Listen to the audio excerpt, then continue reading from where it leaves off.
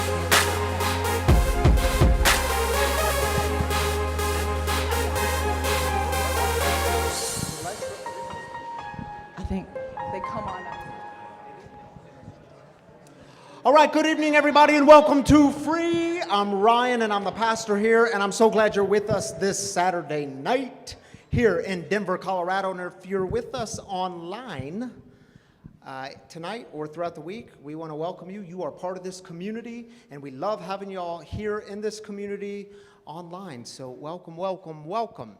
Now, this is, let me remind you all, Free is a community for addicts, loved ones of addicts, and spiritual refugees. And what we do here is break the silence of addiction and create space for healing, recovery, and spiritual connection. And on three, what don't we do? Say all 4 words. Is that right? Is it 4? There's 4, yes. Yeah, 4 words. On I've 3. counted 1, fingers. 2, 3. We don't do shame.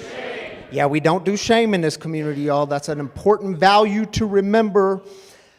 Hey, I also want to remind you, if you drove here and you park here, Well, I guess you'd have to park here if you drove here. You do, If you yes. drove a vehicle here, just a reminder, there is street parking, but don't park in front of people's driveways because see what might happen is you leave to get in your car and your car's not there because it's been towed. So don't park in front of driveways.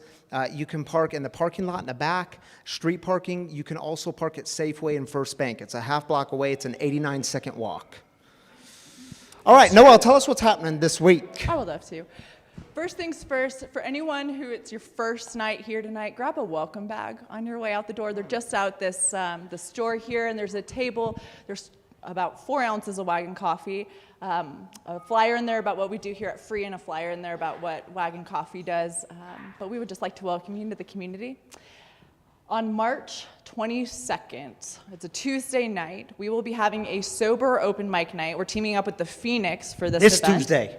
This Tuesday. This Tuesday. Yes, because that's the 22nd. Yes. Is this Tuesday. Yes. I mean, yeah, you said it correctly. I was just emphasizing. Thank you. Yes, so this Tuesday, it starts at 7 p.m., so it'll be 7 to 9 p.m. If you are performing, please get here at 6 p.m. It's going to be a great night. And for those of you who are in our book study, we will be taking this Tuesday off to accommodate the sober open mic night. Yes. Raise your hand if you're planning on coming to sober open mic. That one. Yes, come on. Is anyone performing? Keep your hand up if you're performing. Greg? Yeah, all right. We got a couple performers. If you want to perform, y'all look, they don't need to be nervous about this. Well, y'all No. can be nervous, but come and showcase your talent or lack of talent. We're going to support you and clap for you along the way. Yes. We don't do shame, remember? We don't do shame. We don't. Even on sober open We will mic night. support you. Next Saturday, we will be having our Black Tie Affair here at Free Spiritual Community. So it's our next party after the service. We'll start at 8:30 p.m. just in our cafe right next door. We're going to get dressed up. So what do we have to wear for that? Well, just, something black and, I don't know, just get, you're I'm already, gonna come you're just like ready. this. Next Yeah, week, you're getting with the the same backwards thing. baseball hat and everything. All right, that's what you're I'm doing. ready. Black tie. Free cafe will be open, so you guys can grab an espresso or a latte. We'll have some dessert items and some waters, and there will be a pianist playing. Thank you, Darren from CARE. It'll be a great night, so just an after-service party next gonna be week, awesome. 8:30 p.m., so stick around next week. Lastly, this Wednesday evening at 7 p.m. In this room, we will be having our softball meeting. So if you are interested in playing in softball this year, we will be meeting to just get the team together and talk about what that season's going to look like. It's $100 to register, but it's a long season. It goes, 4.5, 5 months almost. Like the MLB. It is. It's the big time, but you don't need to be big time to play. You guys at all experience levels are welcome. Again, we don't do shame, and that gets you your shirt, about a 4.5-month season of softball, and goodness, it was so much fun last year. It was fun. So basically in this community, you can suck at singing, you can suck at softball, and you can Yes. still participate in both. Absolutely. That's a beautiful And wear backwards that's a beautiful baseball hats thing. to Black That's Tie right. Affairs. That's right. That's right. We're All going right. big. We're doing it. We're doing it. All right, well, that's all Is I that have. it? That's Is that it. everything? Yes. Thank you, Noelle, for being up here. Hey, can we give a big shout out and round of applause to our home team? Each and every week they greet people, they make coffee, they help clean up afterwards. If you're on home team, would you just stand up? Some of them are out there, I know, but if you're on home team, yeah, give a big round of applause to our home team. Thank you all for being here each and every week. Saman Meyer, thank you for organizing this team and keeping them/us on track. Greatly appreciated. All right, y'all, how we get started in this community is we begin with celebrations. We lift up the good stuff. We don't ignore the hard stuff by any means, but we do save it for the end, and we call those heartaches. We start with the celebrations, whether it's sober anniversaries, sober birthdays, anniversaries, babies, jobs, I mean, whatever it is, whatever the good thing, the new thing in your life happening, we want to celebrate that. And we believe that God joins with us in these celebrations. God is clapping with us. So if you're online, take 3 minutes, type it in the comments on YouTube or Facebook. We want to celebrate with you. And if you're here in the house, just raise your hand, and Nicole will be grabbing the mic and passing it around when she sees your hand go up. So let's take 3 minutes and celebrate, shall we? Let's go. Hello world, wake me up to another good morning, time to go. Got got that smile upon my face, 'cause there's excitement in the chase, this I know. Yeah, I'm going for the ride and find myself, I am alive, and I soar. Still I run towards the wind and let the challenge draw me in, 'cause I want more. Oh, we are all looking for adventure. We are all looking for adventure. We are all looking for adventure. We are all looking for adventure. We are all looking for adventure. We are all looking for adventure. We are all looking for adventure.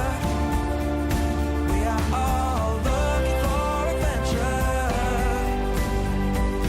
Oh, wake up heart and wake up mind, and see the world is yours to find. And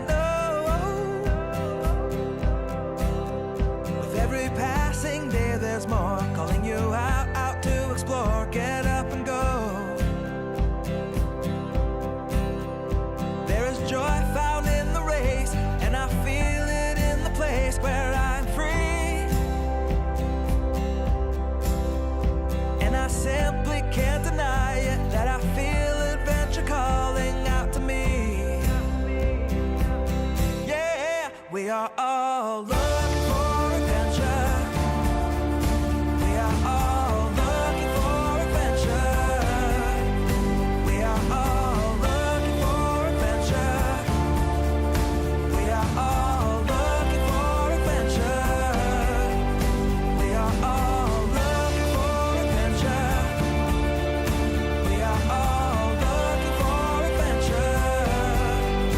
We are all looking for adventure. We are all looking for adventure. We are all looking for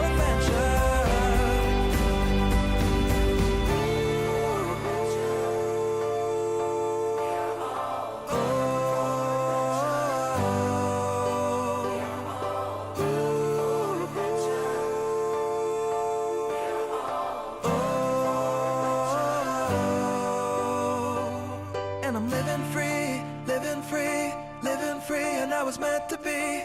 Living free, living free, living free, and I was meant to be. I'm living free. All right, we're going to go to our online community. Mrs. Canada, are you going to join me up here? We need the mic. Oh, Nicole's got your mic. I didn't know if you were going to be up here. I didn't know if you were still slinging coffee. When I came back there was a big line. Apparently that line is gone now. Oh my goodness, yes. That was so much fun. Thanks, guys. Yeah, look at all these beautiful people out here tonight. Shall we? Shall we start? Yeah. All right, let's join our online community. Hey, Gina, she says my husband has a new job starting tomorrow, and he has taken a major step towards his sobriety and recovery. That's excellent. Awesome, Gina. Awesome, Gina. We're celebrating that with you. Let's clap for Gina. Derek Didle says, celebrating weekend of softball, and yes, we won the championship, but the real Awesome. win was watching hundreds of people in recovery come together and see we are not alone, and we can't do this alone. Opposite of addiction is connection, and I saw hundreds of people winning in a life of recovery this weekend. God is good. God is awesome, good. Derek. So glad you Good shared job, that with us. Glad you're joining us tonight. And Brian says my dad got discharged today from the hospital to treat double pneumonia. Oh my. We'll I'm glad celebrate he's- that with Brian. Thank you glad for he got sharing that with us, discharged. Brian. Congrats to your dad. Vicky says, praise God for another beautiful day he gave us. A great church service this morning, and a dear friend sang one of my favorite songs, Fire. Anyone know that song? Fire. If Yes. Save it for Sober Open Mic Night. If you haven't heard it, you need to listen to it. God does carry us through the fires and pull us from the flames. I love it, Amen. Vicky. Thank you So for good. sharing that, Vicky. We'll celebrate that. Good. And Jen says, grateful for another day sober. God hears all our prayers, even when we feel they aren't happening fast enough. You know us alcoholics wanting immediate gratification.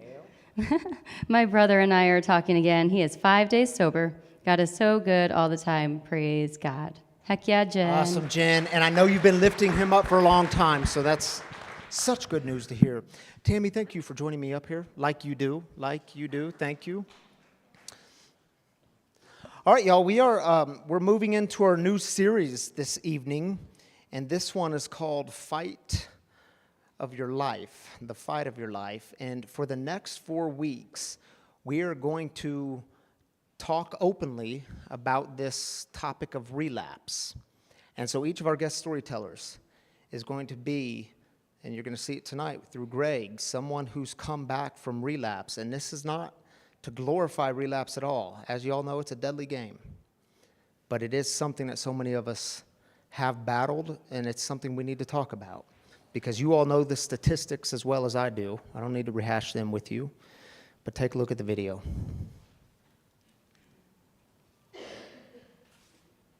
On the whisper of mist that is most men's days.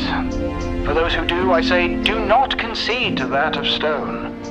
The fight that is before us is but the calling to awaken one's soul. In the 17th chapter of St. Luke it is written, the kingdom of God is within man, not one man nor a group of men, but in us all.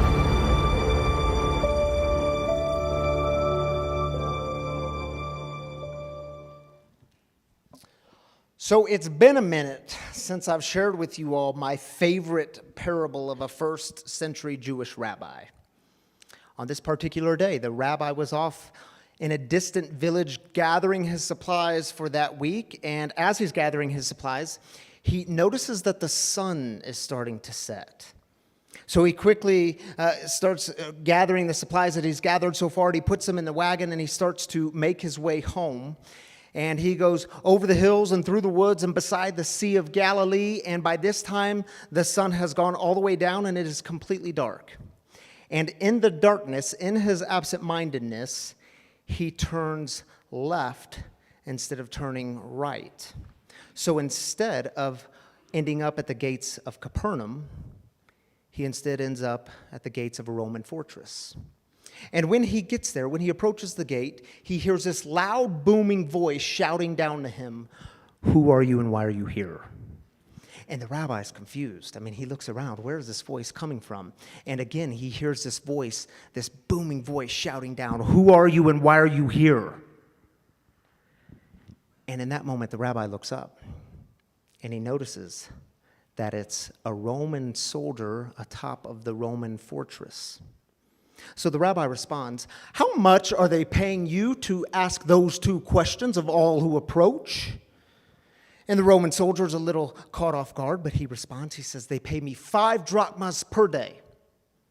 To which the rabbi responds, "I'll tell you what, if you come down from there and come home with me and you stand at my front door every single morning and ask me those 2 questions, I will double your pay." You see, who are you and why are you here? 2 of the most important questions we can ask. And listen, fear will always be one of the greatest distractions to knowing who you really are. Because y'all know how fear works. Fear creeps in and says, "Don't do that. No, don't do that. You might screw it up again. Shoot, you don't even know what you're doing. You're not competent enough." Don't listen to that voice of internal wisdom. Listen to the critic voice. You've fallen. Don't get back up. Just stay down. It's easier. If you stay down, you won't get hurt again. And all of a sudden, what happens? You lose who you are. You don't know why you're here. So let's talk about fear for just a moment, shall we? Because y'all know I had big dreams in the 5th grade. I don't know if you knew it or not, but I was deep in preparation because I was going to have a long-term career in the NBA. Now, in the 5th grade, y'all laugh. See, there was something about when I would lace up those Nike Air Raids, man, I felt like I could fly. And see, in 5th grade, our team was actually pretty good that year. We went to the championship game. And it was one of those games that came down to the final 6 seconds. It was a tie game, and the other team was at the free throw line shooting 2. So he gets there, Shoots the first one, makes it. So they're up by 1. He gets the second shot, dribbles it, shoots. It bounces off of the rim. And when that happens, I jump up in the air and I get the rebound and I come down and I'm so excited. I take a couple of dribbles and y'all, I did the most beautiful layup. And I mean, it hit off the backboard, then right into the net. And I threw my hands in the air. I was like, we won. Because if they were up by 1 and I just scored, we won by 1. And I'm looking at my teammates and they're like this. And see, I just thought they were just kind of starstruck. And so I keep looking at them and they're like this. And I'm like, what is the problem here? Why aren't you all celebrating with me? This is a glorious moment. We just won the game. I won the game. Well, see, the problem was what I should have done when I jumped up and grabbed that rebound, I should have taken the ball and dribbled it all the way down the court to our basket and did a really beautiful layup. And instead, I just took 2 dribbles and I put it right up in their basket, so they won by 3. Yeah, it wasn't funny at the time. You know, but in that moment, I still remember, because some stories, they just stick with us, don't they? Man, I was so full of dread and shame and embarrassment and fear, and we were supposed to have we had a pizza party afterwards. It was going regardless if we won or lost.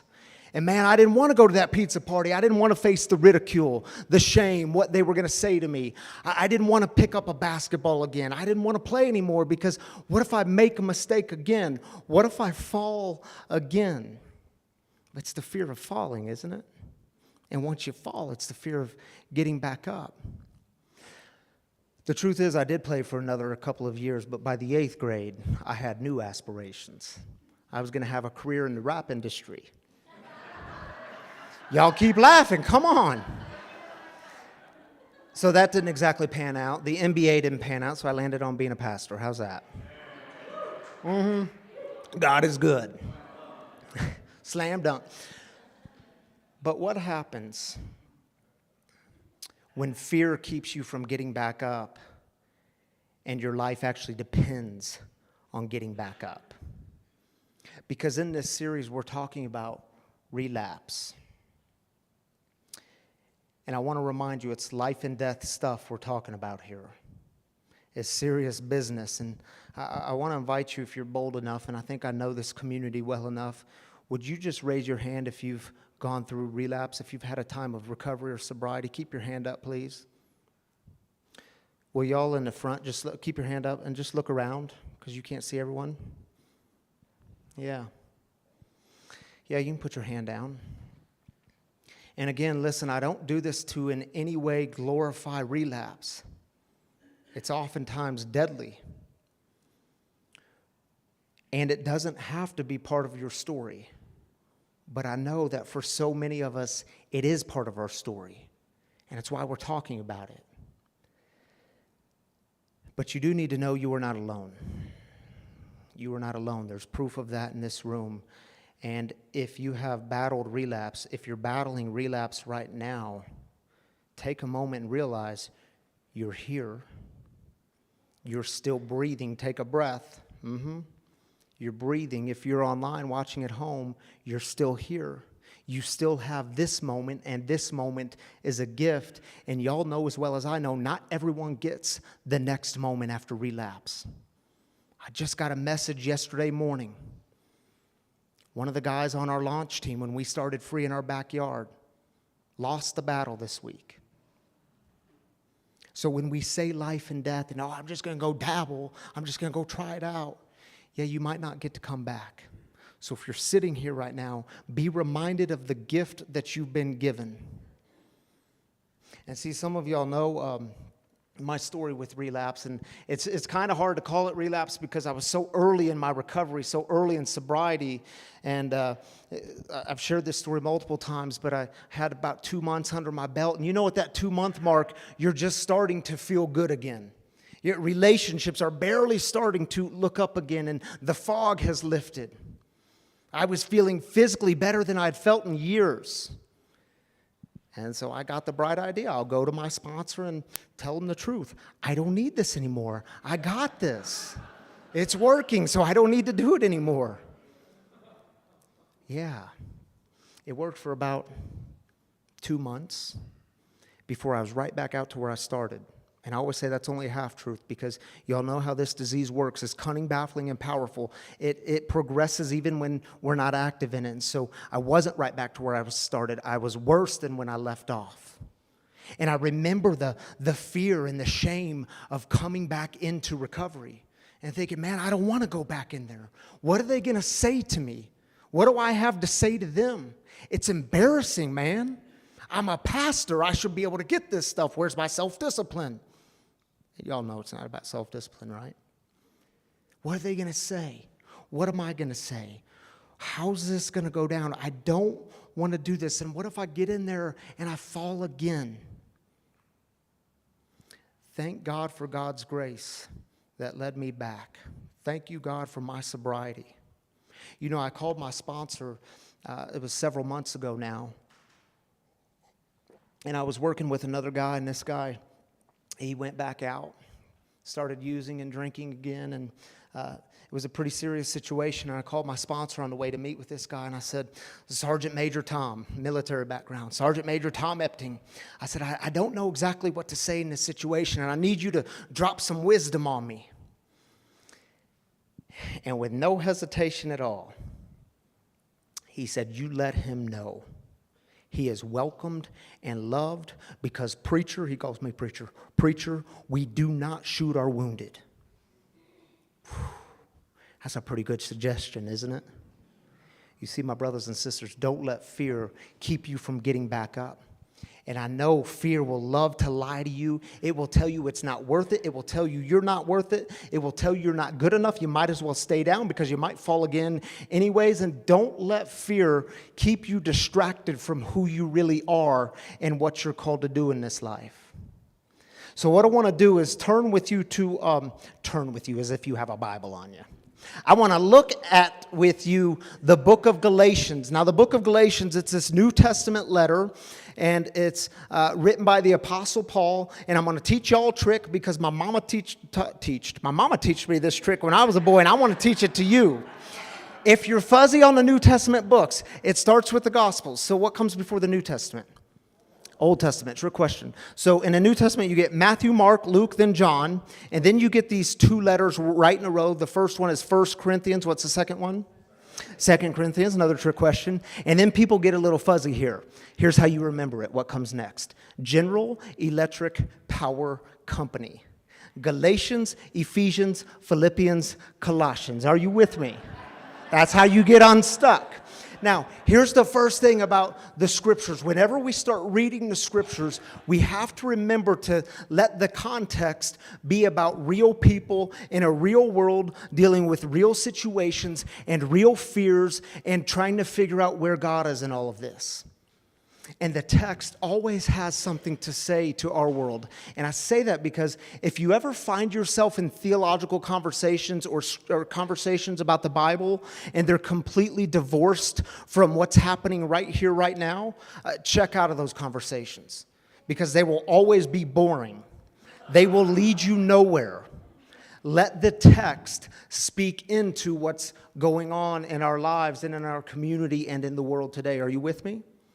So in Galatians, this New Testament letter, there's a real context. There's a bit of a crisis going on, and Paul is passionate about this crisis. So now, y'all do know, Paul, the Apostle Paul, was a missionary, and the way missionaries function is they go to these different towns and regions, and he would start a movement or a church, and he'd get it established and up on its feet, and then he would leave that church, that town, and go to another town and start another movement. And then this just kept multiplying. So what happens is he went to Galatia and started this little church in Galatia, which, by the way, is why they call this letter Galatians. And Paul heard what was happening soon, very soon after his departure. Now, y'all, this book, this letter, you can go home and read it tonight in probably 20 minutes. It's only 6 chapters. And for the entire 6 chapters, Paul is essentially saying to the people in Galatia, what in the heck happened to you? This is not the message that I passed down to you. This is not the gospel that I gave you. What in the heck happened? Where'd y'all go wrong? And see, what had happened was a group of people came along, and these were Jewish Christians just like Paul, so they believed Jesus was the Messiah, and they had different religious beliefs and structures. But what they did is they came to this little church in Galatia, this new church, and they said, look, y'all are doing it wrong. I mean, y'all are just saying that anyone's welcome in, and you're saying that God's love is for all people. And they say, yeah, that's kind of true. And of course you can let the Gentiles in. The Gentiles were anyone who wasn't Jewish. Of course you can let them in, but if you let them in, they need to undergo some cultural conversion.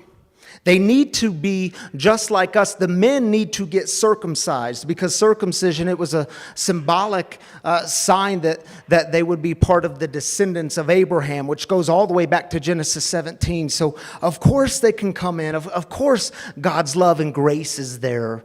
But they need to completely adopt our way of life and hold fast to all the religious rules of the day. They were people who were bent on the religious rules. And here's the thing. That little church in Galatia bought it. They bought into the fear. They said, oh my goodness, we must be doing it wrong. We need to change the way we do it. Maybe we've been too lenient with God's love. Maybe we've been too much grace. And so Paul writes this letter to them. And in Galatians, you get this really harsh language from Paul. He is heated. He's passionate. Check it out. Here's how he opens the letter in the first chapter. He says, I'm astonished that you are so quickly deserting the one who called you in the grace of Christ and are turning to a different gospel. Not that there is another gospel, but there are some who are confusing you and want to pervert the gospel of Christ. In chapter 3, he says, are you so foolish? After you started with the Spirit, are you now finishing up with your own human effort? Chapter 4, he says to them, how can you want to be enslaved again? I'm afraid that my work for you may have been wasted. Chapter 5, you, people in Galatia, you have fallen away from grace. You see how Paul has some passion around this? I mean, he is relentless in his opposition to some other gospel. Why? He says to him, man, don't you all remember? I lived this way. I mean, I tried to work my way to earn God's love and grace. I tried to earn enough points. In another book, he says, I was the Hebrew of all Hebrews. I knew the religious laws and rules better than anyone. I followed them better than anybody. And it's destructive. It's exhausting. Don't do it. I've been there. And y'all, can't you hear the Galatians arguing with Paul? Can't you hear the Galatians saying, Paul, you know, it sounds like you're saying God's love is for everyone. And Paul, the group that came to us just a minute ago, they told us that that's a flimsy gospel. And Paul, where's the requirements? I mean, where's the membership dues and where's God's wrath in all of this? And if we don't have to do anything to earn it, if we don't have to hold fast to all the religious rules, well, Paul, isn't that cheap grace? And can't you hear Paul respond? No, there's nothing cheap about it. This is the best kind of grace. It's for people like me. And in Galatians, he rehashes his story with them. He says, y'all do remember that I used to go into these little churches and I would round up the Jesus followers and I would bring them into Jerusalem where some of them were persecuted. They were put under trial. Some of them were put to death. I was the one doing that. And one day when I was walking to Damascus, I was doing the same thing. I was going to round up some people in Damascus. And as I'm walking there, this bright light shines down from the heavens and it knocked me over and there were scales on my eyes for 3 days. And until those scales fell, I couldn't see. And he said, but then I could see again. And what God did in my life was transformation. I could see the error of my ways and I had new life. And the whole thing is about God's grace for me and God changed me. Here's how he says it to him. This is the opening chapter of Galatians. You heard about my previous life in Judaism. how severely I harassed God's church and tried to destroy it. I advanced in Judaism beyond my peers because I was much more militant about the traditions of my ancestors' rules. But God had set me apart from birth and called me through His grace. You see, Paul realized the whole thing. The whole thing was about grace. It wasn't because he earned it. It wasn't because he somehow got enough points. It wasn't because he was good enough and he had done enough. No, Paul realized that new life is always freely given. Grace is always free. If you have to earn it, it's not grace, it's something else. Paul says to them, you have fallen from grace.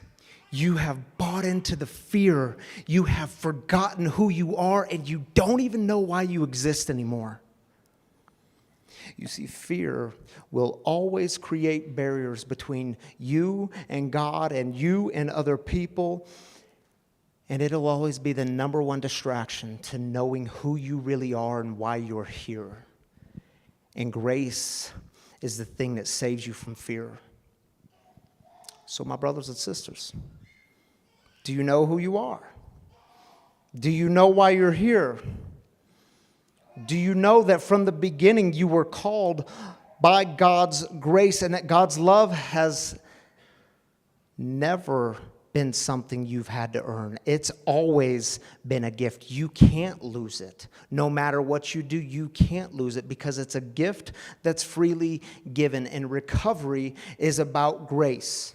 Because I don't know about y'all, but maybe you were like me and you came into recovery not exactly on a winning streak, not exactly at the top of your game, but you came in filled with fear and filled with shame. When you came in at the bottom. You remember it? And guess what? Where does grace love to pool? At the bottom. It's where God's love will always be experienced most fully.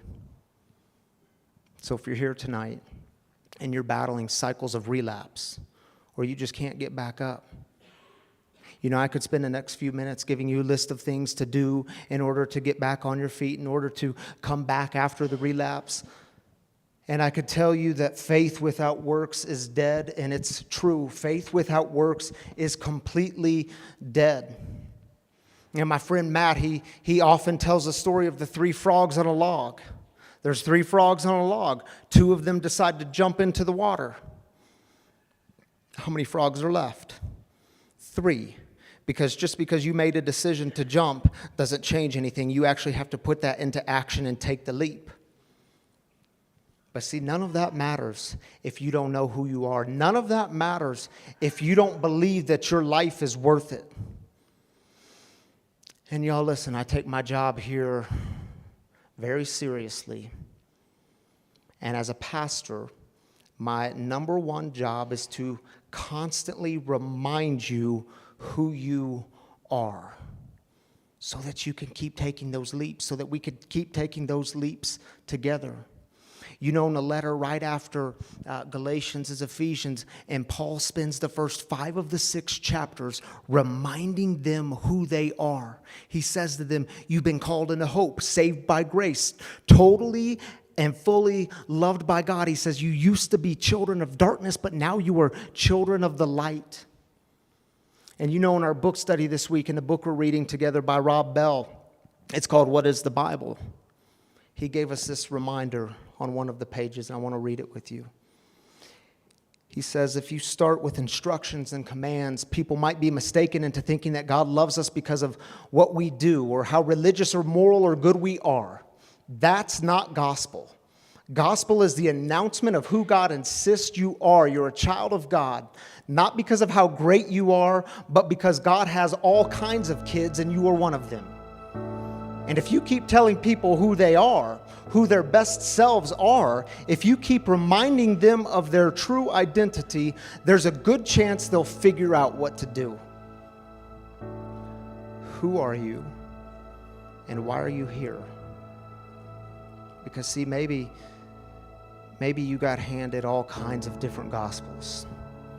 Gospels that taught you how to create religious rules.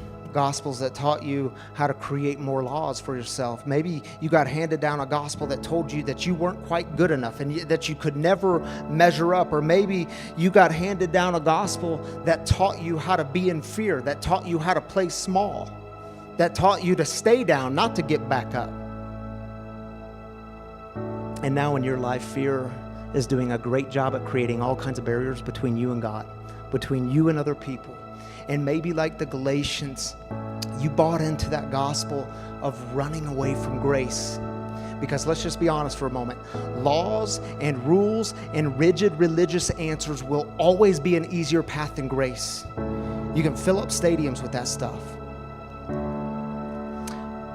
But maybe it's time to give yourself to a different gospel. One that's actually good news. And see, the good news is you have been called by God out of darkness and into the light. The good news is you are loved. No matter your past, no matter how checkered your present is, God's love has never left you. The good news is you belong. The good news is God has all kinds of kids and you're one of them. The good news is you're worthy of getting back up. The good news is you are worthy of the kind of life that God freely offers as any parent desires for their children. And remember, the whole thing is about grace, the kind that is always freely given. My brothers and sisters, do you know who you are? Do you know why you're here? Don't let fear keep you distracted from who you really are. So what we're going to do right now is you're going to see a song play on the screen. It's one of my favorite songs. It's called Fear by Justin Furstenfeld. And as the song plays, if you want, you can. I would like this to be a reflective moment. So if you want, you can just sit in your chair and reflect. But also we have these candles up here, little tea lights with lighters. If you want to come light a candle and say a prayer for someone battling relapse, and maybe it's you, but if you want to light a candle to remember them and say a prayer for them, I invite you to come up and just light a candle. We have several up here, so we won't run out. And if you want to stay seated, you can do that too. And if you're online, take a moment and reflect. Where has fear shown up in your life? Where is grace showing up in your life? So let's take a moment.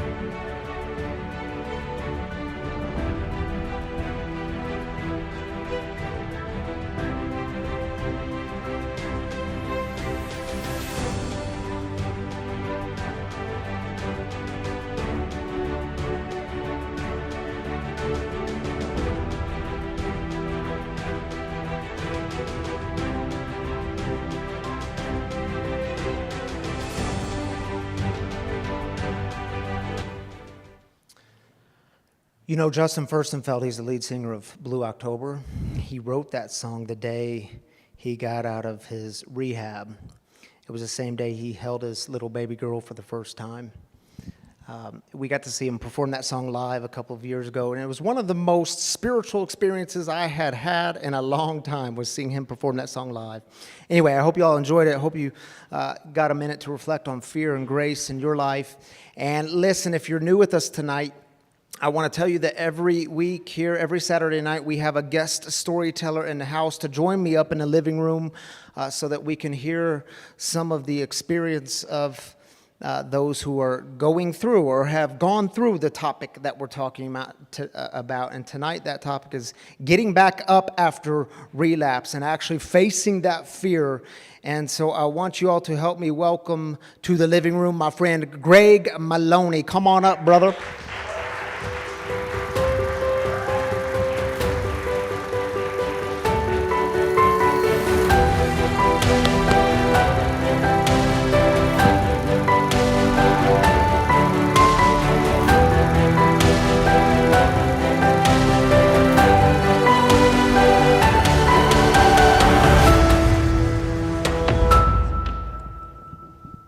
You know, I was just asking Greg as we were sitting down, when were you here last? Not here at Free. He's been here at Free, but he shared his story. Some of you might remember it was less than a year ago, and I'll use that kind of as an introduction. Greg, the lights are bright, aren't they?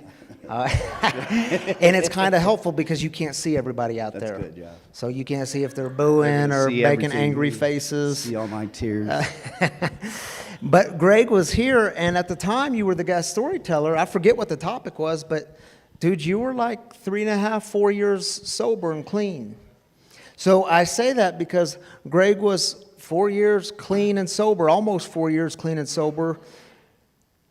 And then November hit, November of this year.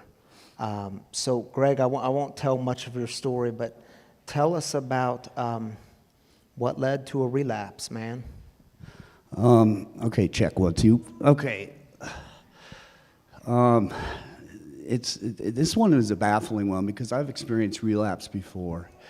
And I've shared that in my previous story. I had 8 years clean some 20 years ago. And in that case, I did start to taper off the program, stopped doing the steps, stopped sponsoring guys, I got a good job, I'm dressing fancy, I got my stuff together. I'm like, you know what, maybe it's just a thing of the past, it's a thing of the youth.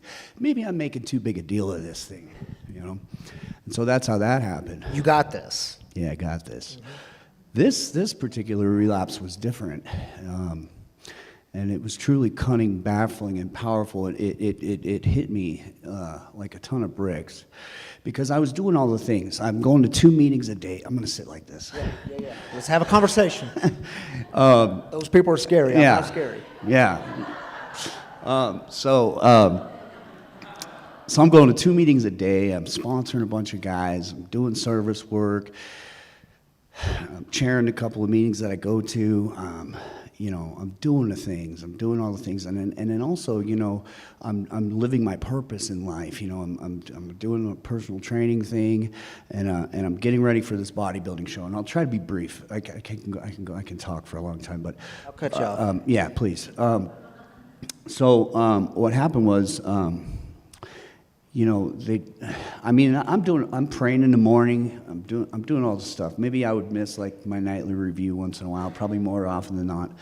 But anyway, I'm doing this bodybuilding show, and I'm about 10 days out from this show, right? And this guy offered me some pills, and he said, "Hey, you know anybody who wants some Adderall?" And I said, "No, man, I don't mess with Adderall." And so yeah, okay, cool, sorry. And then, you know, later in the day, I'm thinking, man, you know what? Adderall would probably get me like ripped. And dude, like, because you're not ripped enough, Greg. I mean, come on. Dude, I'm 10 days out from a bodybuilding show. Like, I am jacked ripped, like ripped beyond, like peeled. Lucas knows, peeled. All right, so I'm peeled, and but for some reason, I think Adderall's gonna, you know, do the thing, and subconsciously, I think, maybe I might get high off of this stuff. So I get it. After some pondering, a couple hours go by, and I'm like, let me get some of that. And I get a couple pills, and I take them, and it doesn't do anything. I'm like, well, that was lame. And so I end up, by that time the obsession had kicked in. I mean, it was subconsciously. I mean, I think I wanted to get high. And and I, like, they talk about the boy whistling in the dark in the big book. That was not me. Like, I enjoy my sobriety. I love my life, dude. Like, my sponsor says the two most important days of your life are the day you're born, and then the day you find out why. All right. And so I've lived those 2 days. I know why I'm here, and so I'm doing the stuff. So anyway. I get the Adderall, didn't do anything, so I go for the real stuff, and of course it's blue meth. And Greg, tell us, because this is what I thought was so interesting. Talk about the addicted brain. How long, so you got the Adderall, then how many hours went by before you were high on meth? It was like 6 hours, if that, like 4 to 6 hours. So the obsession kicked in. 6 hours later, you're getting meth, you're giving up 4 years clean and sober. Went to a meeting that morning, doing cardio. Lucas. Lots of it.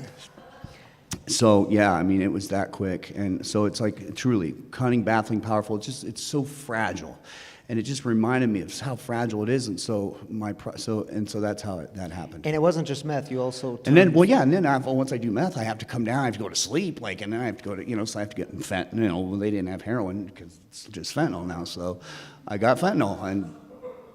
So I'm like doing all this fentanyl to try to go to sleep, which I didn't go to sleep. So I was like, and then I show up 3 days later to posing class on Saturday. My coach is like, what the hell happened? Like, what's wrong with, what happened? He's like, did you cheat? And I was like, what? No, I didn't cheat. Because I was like real proud. I was like on my meals. I did everything right. He's like, did you use? And I was like, yeah. And he's like, you fucking use, and he got pissed off. And then I started to cry, and like I get bloody nose, and I'm like slobbering. And he's like, okay. Yeah. So God. you stayed Tragic. using for 2 months. Yeah, and then I stayed out there for 2 months, and I've just gotten together with Saya like days before that, and so I had to break that news to Saya too, and she's like, oh, what? She thought she had this strong friggin' recovery, guy, and so. And Saya would be here tonight. She's usually there sitting in the front row, but she's on the road. She's on the road. She's in Iowa, I think. I think she's watching online. Hi, Saya. We wish you were here. Yeah. So you stayed out for 2 months. Your sobriety date is January 2nd, 2022. Yep. So And I tell spent 2 us, months out there. What was it like getting back in recovery? Because sometimes we can just focus on the tragedy, and some of us, we can even laugh in this room because we hear what you're saying. Right. But any relapse is dangerous, but you were turning to meth and fentanyl, and Yeah. we know the crisis right now, the Right. epidemic Right. that's happening in this community with fentanyl. But tell us what it was like to come back in, the fears you had to face. And I've had sponsees over and over again tell me, oh, it won't happen to me. I've said it to myself over and over again, it won't happen to me. So the fears I faced, man, is like, and thank God for, like, say it was just all God orchestrated. Like, say it came into my life, and she kept bringing me to meetings. Come on, let's just go to a meeting. So I kept staying involved in the meetings. But when I'm in the meetings, I'm feeling alone. I'm feeling like disconnected. I didn't feel like I had anything to contribute. Everybody's judging me. What do I have to offer? Like, I had all this time. I was a leader. I felt I was a leader in that community. And now all of a sudden, and people are like, what, Greg relapsed? Like, what the hell? And so I had all this fear and all these stories I was making up and telling myself, like, yeah, I'm just a piece of crap, and I don't deserve to live, and all these things, that I'm telling myself. And so, the biggest thing was like, man, how am I going to get back? Like, how am I going to stop this? Because every time in the past, I've had to get stopped by getting locked up. I've had to, because I'm so scared of the withdrawals, dude. Like, I don't want to face the pain. I run from pain. But through pain is our biggest growth. So anyway, those were my fears. Like, I wasn't going to be accepted. I didn't fit in. I didn't feel connected. So I'm sure someone in the room has done the math, but it's somewhere around 80 days sober, January 2nd. Mm-hmm. Tell us about what the 80 days has been like, and Say And it. tell us what's changed, man. Say I did the math. I think it was 76 days or something 76 today. days. The change, man. The change has been, well, she said, you know, you have to do something different, you know. And I journaled through my whole relapse phase and stuff like that. So I haven't read through that, but you know, my process was we started praying early on in my relapse. Say and I did together every morning. God, please help Greg get sober. God, please help Greg get sober. And I keep going to meetings and stuff. And so eventually, you know, I had to make a choice. I had to make the choice to get sober because I was just desperate enough, and I didn't want to live that way. I wanted what I had back, and regardless of what it looked like, regardless of who accepted me. And by the way, my sponsor, he said one day to me, he said, Greg, nobody in this room wants to see you. Everybody in this room wants to see you succeed, and so you know, and he didn't do the shame thing, and he said, you know, we all want to see you succeed and come back. We want to see you healthy, because we love you. You know, you're an asset to this community, and so I made the choice, and you know, and I trusted God, you know, and I said, God, please just help me, man, and so I took that step. I said, I'm going to get sober on Saturday. And then Saturday, I happened to be January 1st. I'm like, I ain't going to be one of them January 1st guys. That'd be a stupid idea. Not that January 1st is a bad sober date, but I'm like, I ain't going to be a New Year's resolutioner. So January 2nd was the date. And I sat on my hands, and Saya sat with me, and we got pictures of me sleeping and going through the struggle. And you know, and I got through it, and you know, but I asked God, and I trusted God, man, please help me. And so I got to go through that experience of, which I've never had to do or had the privilege to do, of receiving the gift. You know, I've always had to get locked up and stopped, which I thought was a gift from God, like the Blue Angels, one of our friends calls them, you know, the angels in blue. I've been stopped by the angels in blue many times, but this time it was by the grace of God. And my sponsor, he's 81, and he said he likes to refer to it as a gift. God's given me a Buick. All I have to do is maintain this Buick, to change the oil and stuff like that. So I like that. The And Buick. Greg, I found it interesting. You were going to meetings and meeting with a sponsor even before you got clean, Oh, yeah. like as you were using. And I just think it's a beautiful picture of, we say it here every Saturday night. It's known in this community, we don't do shame. But that was like actually true in your experience. Yeah. Yeah, I met with him every week. He's like, so we there? And I was like, no, we're not there, man. Not yet. And he said, well, come back next week, man. And so I said, you know, I kept showing up. And, you know, he could tell when I wasn't sober. When I showed up sober, he was like, all right, let's get to work. And, you know, he's really stoic, man. So it's hard to see emotion. But I can get emotion out of Gary. It's pretty cool. Sorry, I just dropped his name, but whatever. I dropped mine tonight too, dude. He's remarkable. But anyway, yeah, we kept meeting, and so we continue to meet. I'm on my 4th step right now. And so here's the remarkable thing that I want to share with you. And again, not glorifying relapse. If you go out, you're likely to die. Like, please, you don't have to relapse to go through and to experience what I'm experiencing. All you have to do is ask God and ask God to show you.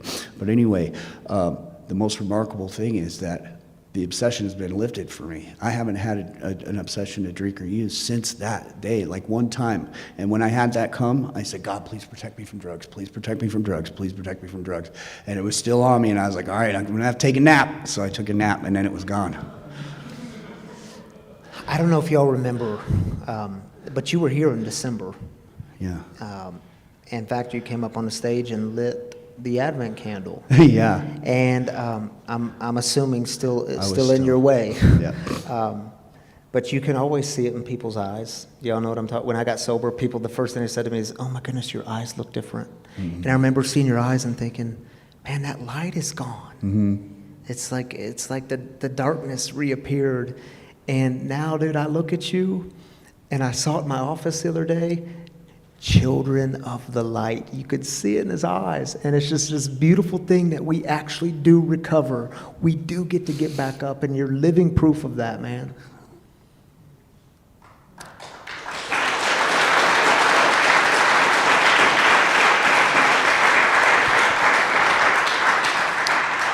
And I know those are tears It's a of gratitude. gift. Yeah, it's a all a gift. gift.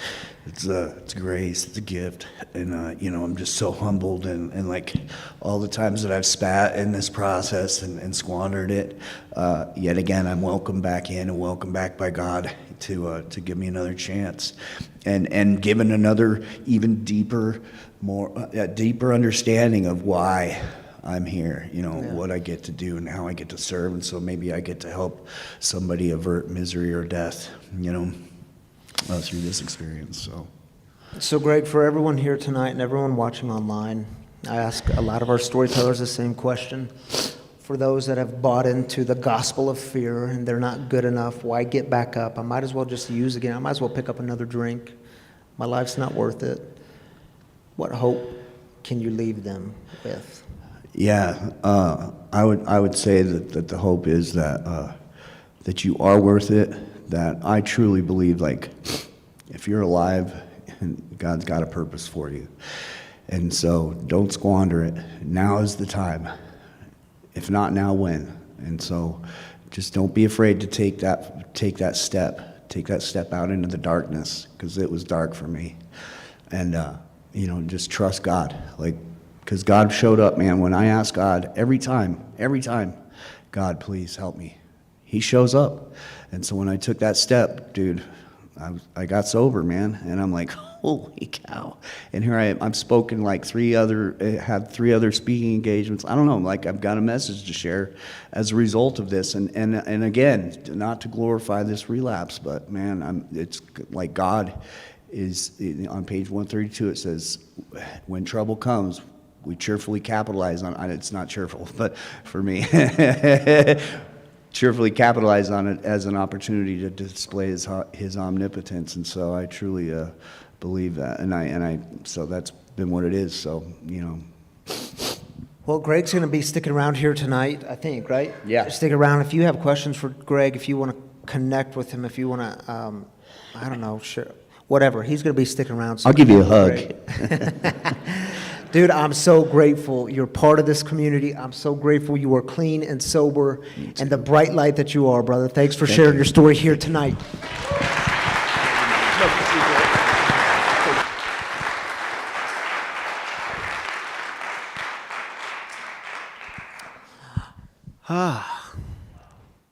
Yeah, this is going to be a good series. This is a needed series, huh? We'll have tears up here every week. Tears are welcome. They water the ground at our feet. Well, listen, y'all, how we close things down here at Free, as many of you know, we share our heartaches together, just like we do with celebrations. Because I'm going to keep reminding you of this. I want to remind you who you are, and part of reminding you who you are is who you're not. You're not created to carry burdens alone. They're too heavy. You don't have to do it alone. It's why we gather together in community.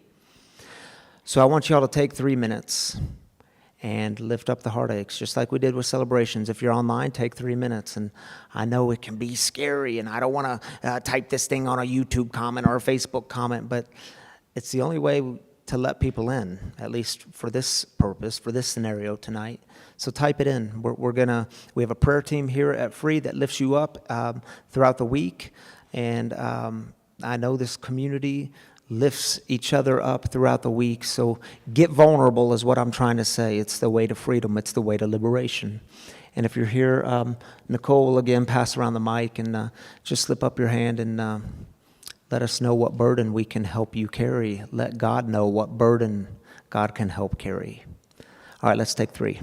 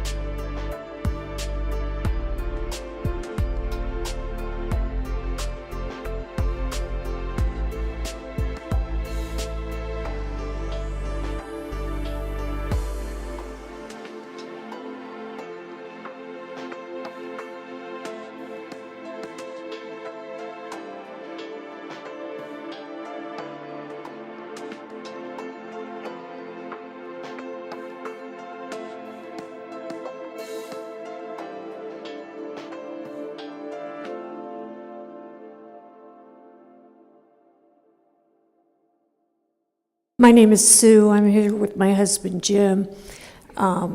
We watched our younger son die a few months ago as a result of addiction. And our older son is an alcoholic, but he doesn't want to be sober.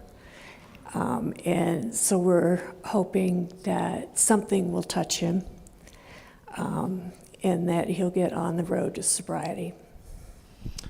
I'm glad y'all are here tonight, and I'm glad you keep coming back here, and we're praying for your family and your son. Noel, are you joining me up here? Thank you, Nicole, for your marvelous mic passing skills. All right, let's join with our online community. Man, just some heavy, sacred stuff tonight. And Michelle, I'm really glad you're here tonight. Yeah. And the bravery to share some of that depth of what's going on in interiors. And sometimes we just have to, we all just take a moment and breathe in.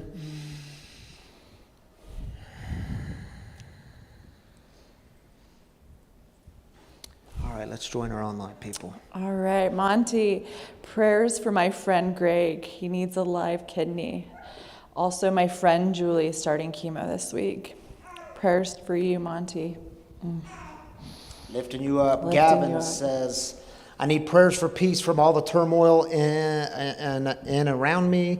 Much love, free family. Much love back to you, Gavin, and prayers for you for that inner peace, the kind of peace that God Lifting offers. that up for sure. Yeah. Carrie, prayers for my son, please. That is back out using. Gosh, prayers for you, Carrie. We're lifting you up tonight. Yeah, and Carrie, what we're going to do is light a candle right after this for your son and say a prayer for him. Thank you for sharing that with us.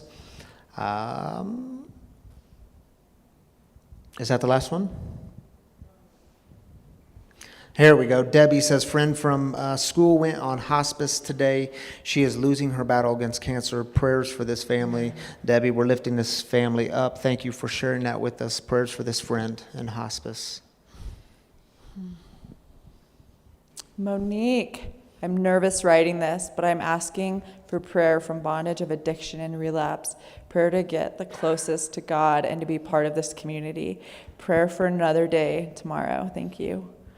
Monique, I'm so glad you're here with us online. It's good to hear from you, and we're just praying for you and lifting you up. Absolutely, Monique. I hope we Glad see you're you here soon. We Yeah. sure miss you around here. I saw her one day this week, actually. For the first time in person, I met her. So, Monique, good to see you this week. All right, Andrea says, I'm brokenhearted to realize that being the cafe manager is not in my DNA. But part of remembering who you are is not realizing who you are not. I thank Free for that, and I'm thankful to share my vulnerability through music and poetry this Tuesday. Andrea, thank you for sharing that. I know it's a tender moment. Thank you for being vulnerable, and I can't wait for you to share poetry and music that'll be this so good. Tuesday. It's going to be beautiful. I hope some of y'all are coming too. So thank you, Andrea. Thank you all for joining with us. Thank you. Will you light a candle for Carrie's son? Love to. Thank you, Noel. And listen, one of the ways we are community together, one of the things I tell you all this every week is one of the things that sustains this community, and I hate to use the word sustain because I got to say one of the things that keeps this community thriving in our mission of breaking the silence of addiction, one of the ways we are able to keep doing that is with your generous giving. So there's a box here, cleverly titled Giving. There's one just outside these doors, cleverly titled Giving. If you feel called to give a donation, please do feel free to give in one of those boxes. But also, do y'all feel good in here tonight? Is the temperature okay? Because I do want to remind you, July's coming and you need to see some breaking news about this campaign that's going through March. Preliminary reports suggest that the internal temperature at Free could reach 183.7 degrees by mid-July. Whoo, it's hot.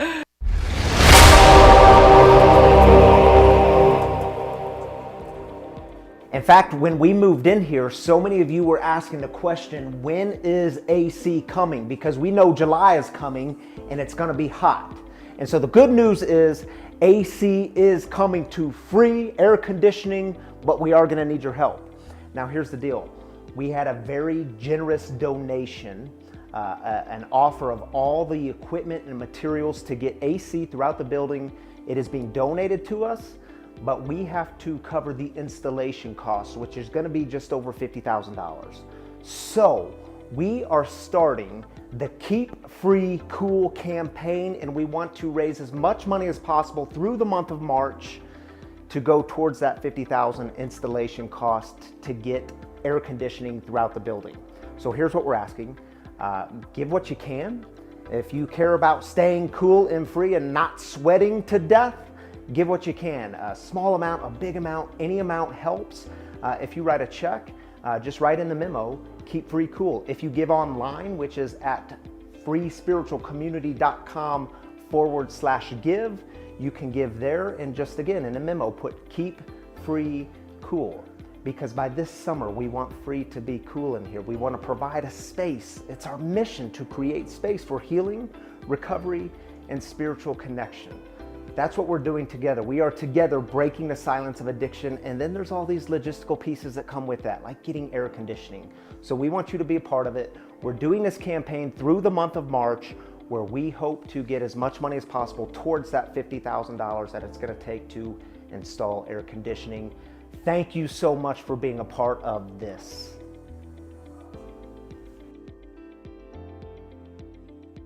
This has been going for the last 2 weeks. We're going to end this campaign at the end of March.